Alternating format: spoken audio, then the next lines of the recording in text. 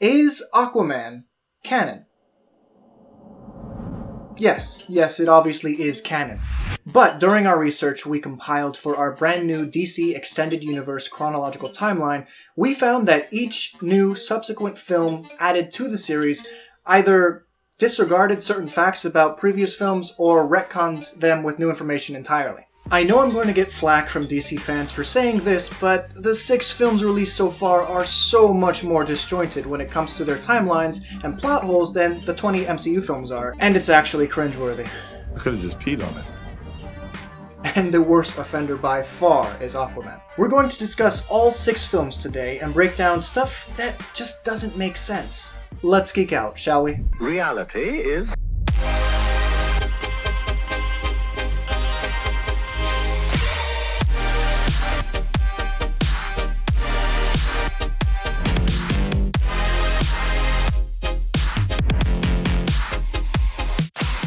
I know we mentioned previously that for the next But Is It Canon video we'd discuss Iron Fist, but due to recent cancellations, I think we need to see how the dust settles first, or for more information to be released in terms of the Netflix and Marvel TV shows in general. But the next episode will definitely be MCU related, so subscribe if you haven't already and click that bell icon to be notified when a new video drops. But the DCEU, or the DC Extended Universe. Sometimes loved, sometimes hated, sometimes good, sometimes bad. Let's dissect some of the plot holes and retcons that potentially affect one another's clutch on canonicity. There aren't many continuity errors in Man of Steel besides some on-screen dates, so let's talk about some of the cool attentions to detail that Zack Snyder gave to the Superman character. We know that the film takes place in 2013, and that Superman has been on Earth for 33 years. Been here for 33 years, Doctor. Zod also claims to have been waiting for 33 years. So likely, Superman was born in 1980. Traditionally, Kal-El is found by the Kents on June 18th, a nod to the fact that Superman's first ever appearance in Action Comics #1 was released on June 18th, 1938. But as is also Superman tradition, he is usually born on February 29th, or leap year, which is an extra day every 4th year. And wouldn't you know, leap year actually lands in 1980, so we can almost certainly say that Superman was born February 29th, 1980. Jumping forward to Batman v Superman Dawn of Justice to the date Superman died, most likely November 13th, 2015. While that date isn't anything particularly special, the day of his funeral may have been. If they likely waited 5 days before burial and ceremony, it could have happened on November 18th, the same day the death of Superman occurred in the comics. Batman v Superman does a lot of world building. Wow. We have that dream sequence that somewhat predicts Steppenwolf's invasion in Justice League. And then we have that really bizarre moment when Barry Allen uses the cosmic treadmill to go back in time to warn Batman of... something. You'd think he'd have been more specific. I honestly believe that with the growing disinterest in these Zack Snyder DCEU movies, leading to the financial flop that was Justice League, we will never get to see this moment or storyline play out, unfortunately. But we'll see.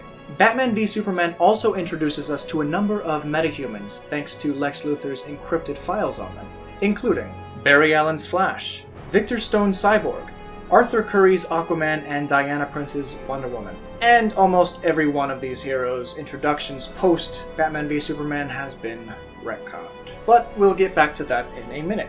Suicide Squad is just such a fascinating movie. Of all the movies that could have been made, they chose this. It's a metahuman villain team-up film where most of its metahumans are just regular humans. This guy is just a really good shot. This guy literally throws boomerangs and drinks energy drinks. This guy dies in his second scene. This girl is in love with the Joker, and this is the girl that's brought them all together. Arrested Development. But in all seriousness, the film has a pretty major plot hole in that had Amanda Waller not made a concerted effort to create this random team of supervillains, this whole destructive rampage that Enchantress goes on wouldn't have happened. The movie's existence is its biggest plot hole. Also, there's a crocodile man who watches BET in the sewer. I'm beautiful. Back in Batman v Superman, it claims Diana's been hiding away from the world of man for the past 100 years. 100 years ago, I walked away from mankind. Luthor has found a few select rare moments where she's been seen in public. But in Wonder Woman, and again in Justice League, it appears she's been working at the Louvre this whole time. A small retcon, but a retcon nonetheless. The biggest plot hole timeline-wise in Wonder Woman, however, would actually be the headcanon of director Patty Jenkins, who would have her viewers believe that Diana is about 800 years old by the time the modern DCEU takes place. The problem is that she is the natural-born daughter of Zeus and Hippolyta, meaning Zeus conceived her prior to his death, and he died circa 3000 BC when he chose to sacrifice himself by using the last of his power to create Themyscira. So Wonder Woman should really be 5,000 years old, give or take 100 years. Before we get into bigger timeline issues, I want to thank our Patreon sponsors for allowing us to create these larger video essays that we like doing every now and then. Warner Bros. Is notorious for claiming our DCEU content, so you guys really make it possible for us to make it worthwhile to spend this time creating these videos. If you're interested in helping fund our content, please find a link in the description to our Patreon page and give whatever you want. It really doesn't matter, but we do appreciate it. Thanks, guys. Justice League provides us with one of the biggest issues in the timeline. We have physical evidence that Cyborg must have been created far earlier than after the death of Superman, like he claims. Luthor found this footage of him on June 22nd, 2015, according to Batman v Superman. Superman died in November of 2015, so why does Cyborg, who has access to all sorts of secret files and would have the most up-to-date information about his rebirth, not realize he was brought back half a year earlier than when he claims? It was shelved till the night Superman died. They brought it to Star Labs, but my father recognized it as a perpetual energy matrix. My father thought it was the key to cellular regeneration. He used it on you. Also, why would these random Icelandic people have any knowledge of the Mother Boxes and their relation to Aquaman, who should, for all intents and purposes, not even know of the box's existence, considering he was raised outside of Atlantis? Permission to come aboard. Alright, let's talk about Aquaman. It was just packed full of plot holes. We'll stick to the timeline plot holes for this video, however.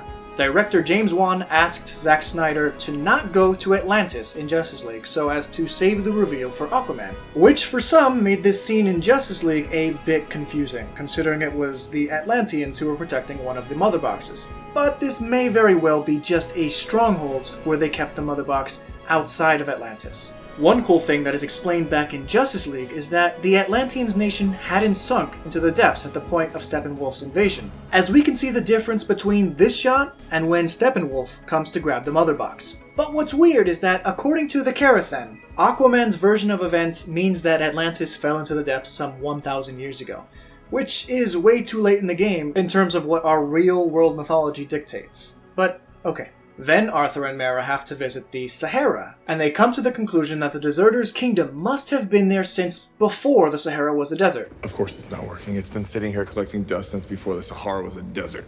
Which was, 7 million years ago? And then, how could they just go to Sicily and find those statues created roughly 2,000 years ago that lead to where they need to go? The timeline is all over the place. Also, they retconned Arthur's age as being conceived in 1985 instead of 1979, as is shown in Suicide Squad. One thing I think is pretty cool about the Sahara Desert scene, though, is that I believe the real-world myths about Atlantis come from the Eye of the Sahara, which is a fairly unexplored region of the Sahara that, from aerial views, shares many similarities in size, shape, and structure to the early descriptions of Atlantis, which the film also made a concerted effort to recreate. The Eye of the Sahara also exists in the location that Herodotus mapped Atlantis to be. But anyway, that's just my theory, and I thought it was pretty cool that the film visited the Sahara, even briefly. Would you like to know more about the DCEU, specifically how to watch all of the films in chronological order? If you do, please click the card right here to visit our new DC Extended Universe chronological timeline. Please be sure to like and subscribe for more content just like this, and thanks guys and geeks. Have a good one.